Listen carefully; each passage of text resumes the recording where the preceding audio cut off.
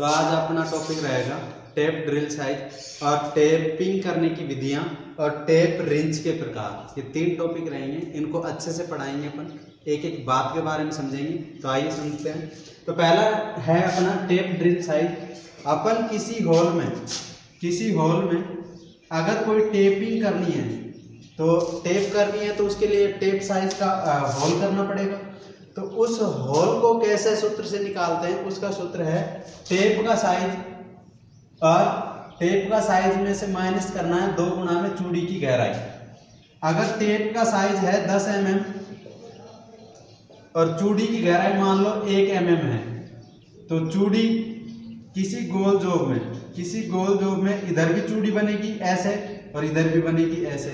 तो दोनों साइड से चूड़ी का हिस्सा काटा जाएगा, तो इसलिए इसको 2 गुना में घटाया जाता है। तो माइनस 2 गुना में 1 बराबर में कितना आएगा 8 mm।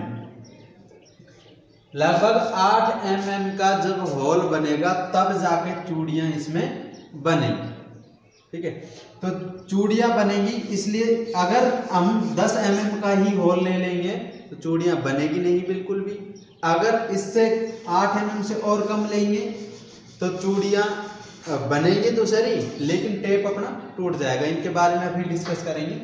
तो टेप साइज कैसे निकालना है अपन को, tape drill size, tape size minus 2 गुना में चूड़ी की गहराई, इसको शॉर्ट में बोलते हैं TDS। इसका मतलब होता है टेप ड्रिल साइज। इसमें से माइनस 2 गुना में D का मतलब होता है चूड़ी की गहराई।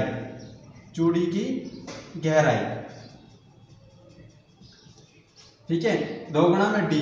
अगर अपन को गहराई निकालनी है तो गहराई का सूत्र अपने पास होता है किसी भी चूड़ी का जो अपने पास में ब्रिटिश स्टैंडर्ड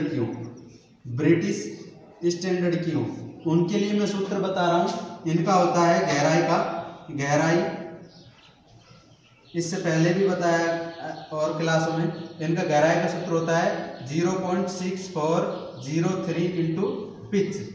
अब 0.6403 इस वैल्यू को तो अपन रख देंगे, लेकिन पिच कहाँ से निकालेंगे?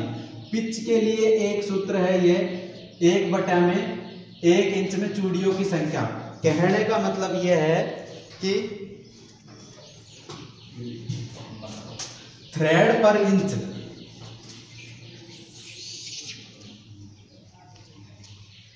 इसका सूत्र होता है 1/TPI।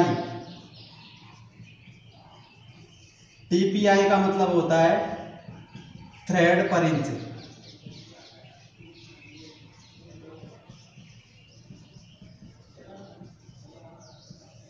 थ्रेड पर इंच मतलब 1 इंच में कितनी चूड़ियां कटी हुई हैं, तब अपनी पिच निकल जाएगी और उस पिच की वैल्यू को रखकर अपन मान निकाल लेंगे। इससे रिलेटेड अपन सवाल भी कराएंगे, वो अगली वीडियो में कराएंगे।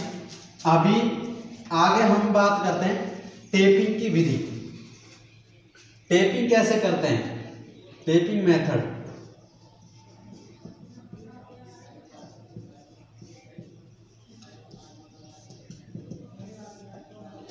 देखो, टेपिंग करने के लिए सबसे पहले अपन को कोई स्टैंडर्ड साइज का होल चाहिए। स्टैंडर्ड साइज का होल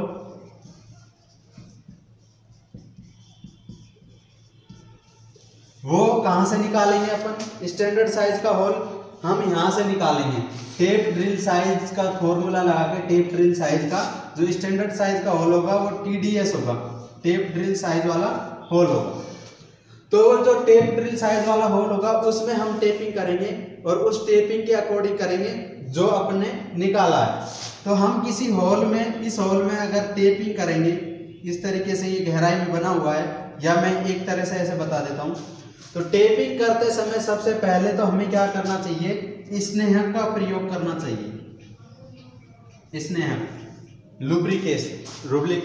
लुब्रिकेशन, जिसको लुब्रिकेंट कहते हैं, ऑयल वगैरह का इसका प्रयोग करना चाहिए, जिससे अपना स्मूथली अपना टेप चलता रहे। ठीक है, उसके बावजूद हम टेप कर रहे हैं, टेप को ऐसे टेप लगाया हुआ होता है, उस पर ऊपर टेप रिंच से की सहायता से हम उसे पकड़ते हैं, उसके बाद हम उसे घुमाते हैं। अब इसमें बहुत सारे नियम आ जाते हैं। इसमें पहला नियम यह है कि टेप को 2-3 चूड़ी कटने के बाद में, 2-3 चूड़ी कटने के बाद में ये टेप लगा हुआ है अपना, और ये टेप रिंच से अपन चूड़ी काट रहे हैं इस हॉल में। तो 2-3 चूड़ी कटने के बाद में ट्राई स्क्वायर से इसको चेक करना चाहिए, ट्राई स्क्वायर से इसको चेक करना चाहिए कि हमारा टेप है जो सीधा जा रहा है या नहीं जा रहा है। उसके बाद इसमें क्या करना चाहिए, इसने हम तो हमारा लगातार चलता रहेगा। फिर चूड़ी काटने की एक मोस्टली विधि है कि आधा चक्कर आगे की ओर, ऐसे आधा चक्कर आगे की ओर चूड़ी काटेंगे और उसके बावजूद आधा चक्कर वापस पीछे की ओर आ जाएंगे, वापस पीछे की ओर आएंगे। इसका मतलब है जो हमने चूड़ी काटी थी उसकी चिप्स बनी थी, वो चिप्स टूटकर और वो जो स्लॉट बने होते खांचे, उस स्लॉट से होकर वो नीचे गिर जाएगी। फिर उसके बावजूद अब ये शुरू की चूड़ी कटने के बाद में एक चक्कर चलना है, एक चक्कर यहाँ से स्टार्ट करना है, यहाँ से एक चक्कर चलोगे तो आधा चक्कर आगे आएगा। नियम तो ये है आधा चक्कर आगे, आधा चक्कर आगे और आधा चक्कर पीछे।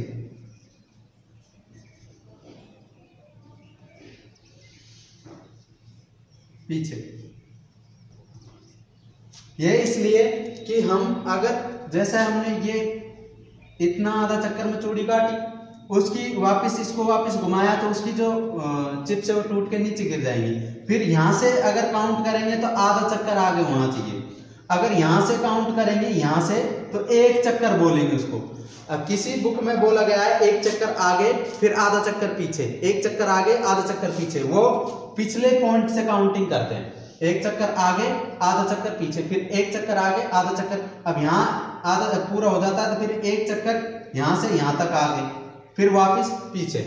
किसी बुक में लिखा है आधा चक्कर आगे आधा चक्कर पीछे, वो बस पॉइंट का फर्क होता है। जैसे ये मैंने आधा चक्कर ऐसे घुमाया तो फिर वापस गया, फिर यहाँ से स्टार्ट करूंगा मैं आधा चक्कर, यहाँ तक तो पहुंचूंगा, फिर आधा चक्कर आगे फिर वापस इसी पॉइंट पे आऊंगा, फिर आधा चक्कर यहाँ से आगे फिर वापस इसी पॉइंट पे आऊंगा। अगर पिछले पॉइंट से कहेंगे तो एक चक्कर आगे आधा चक्कर पीछे। ठीक है, अब बात आती है इसमें लगातार चूड़ी काटने के बाद में इसमें टेप टूटने के कारण भी रहते हैं। टेप टूटने के कारण, टेप टूटने के कारण क्या क्या हो सकते हैं? टेप टूटने के कारण, ठीक है, सबसे मोस्ट इंपॉर्टेंट टेप टूटने का कारण है स्नेह का प्रयोग नहीं करना, स्नेह का प्रयोग न करना। दूसरा है टीडीएस से छोटे साइज, छोटे साइज के होल का, ठीक है, टीडीएस से छोटा साइज का होल का होना। तीसरा हो सकता है दबाव अधिक देना।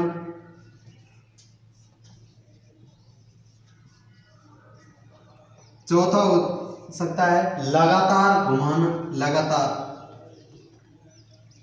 लगातार अगर तुम टेप को घुमाते जाओगे टेप गर्म हो जाएगा, टेप गर्म होने के बाद में टूट जाएगा।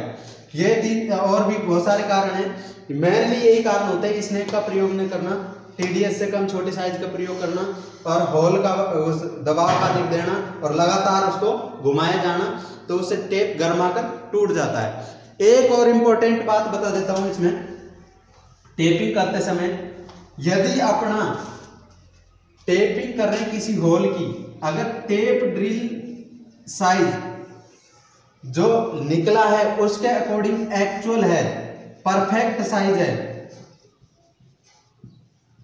परफेक्ट साइज है, तो चूड़ी बनेगी ठीक अच्छी या फिनिश वाली चूड़ी बनेगी।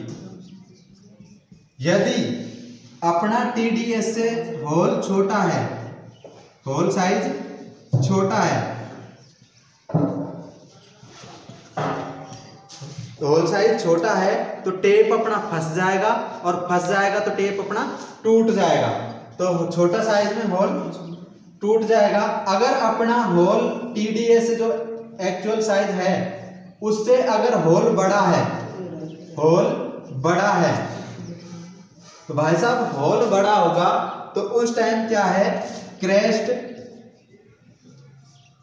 जो चूड़ी का ये होता है ऐसा वाला क्रेस्ट ऊपर का, ये इसको क्रेस्ट बोलते हैं, ये रूट तो ठीक बन जाएगा, लेकिन क्रेस्ट, ये क्रेस्ट थोड़ा चपटा बनेगा क्योंकि चूड़ी एक्चुअल गहराई तक जा नहीं पाएगी और क्रेस्ट क्या है, पूर्णतः क्रेस्ट नहीं बन पाएगा।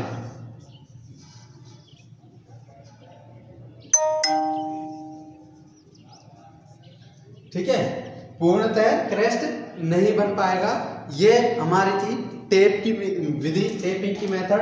अब हम पढ़ते हैं टेप रिंच के प्रकार। मैंने डायग्राम बनाया हुआ है एक साइड, टेप रिंच के प्रकार यहाँ पे मैंने कहा लिखा हुआ है टेप रिंच के प्रकार। ये टेप रिंच क्या काम आती है, जो अपना टेप का टैंग होता है, टेप का टैंग होता है,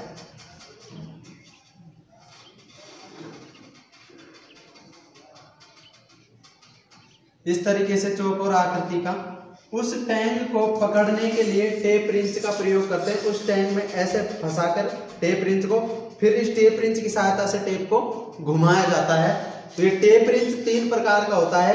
एक तो होता है अपना सॉलिड टेप रिंच, जिसको ठोस वाला बोलते हैं, ठोस टेप रिंच। इसमें क्या होता है, एक माइल्ड स्टील की प्लेट को, माइल्ड स्टील की प्लेट में एक कटिंग करके बनाया जाता है। कोई प्लेट होती है और उसमें इस तरीके की कटिंग करने के बावजूद इसमें बनाया जाता है, हैंडल निकाल लिया जाता है, हैंडल निकाल लिया जाता है, बाकी के मटेरियल को काट दिया जाता है। माइल्ड स्टील से बना होता है और ये इसका यूज होता है केवल फिक्स साइज के लिए, केवल एक ही साइज के टैंक के लिए, एक ही साइज के टैंक के लिए। ठीक है, अगली हम बात करें एडजस्टेबल टेप रिंच। ये क्या होता है, एडजस्ट कर सकते हैं इसके साइज को। ये इस तरीके से बना होता है, इसमें ये जो ये वाला जबड़ा है ये फिक्स होता है, ये फिक्स होता है और ये चलित होता है, मूवेबल, ये चलित होता है। इससे क्या करते हैं, हम साइज को खोलकर एडजस्ट कर सकते हैं। इससे विभिन्न प्रकार के टैंग, जो साइज विभिन्न साइज के होते हैं, उन टैंग को पकड़ सकते हैं। मतलब विभिन्न साइज के अपन टेप को पकड़कर इसे टेपिंग कर सकते हैं। अगला हम बात करें टी हैंडल। टी हैंडल, इसका हैंडल जो बना होता है वो टी के समान आकृति का बना होता है, इसलिए इसको टी हैंडल कहते हैं। ये देखो यहाँ पे ये हैंडल बना हुआ है टी आकृति का।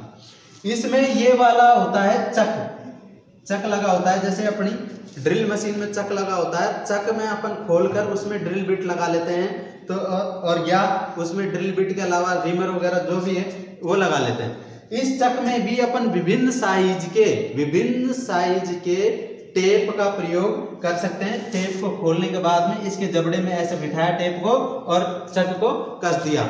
इसका प्रयोग होता है गहराई में चूड़ी काटने के लिए, गहराई में चूड़ी काटने के लिए।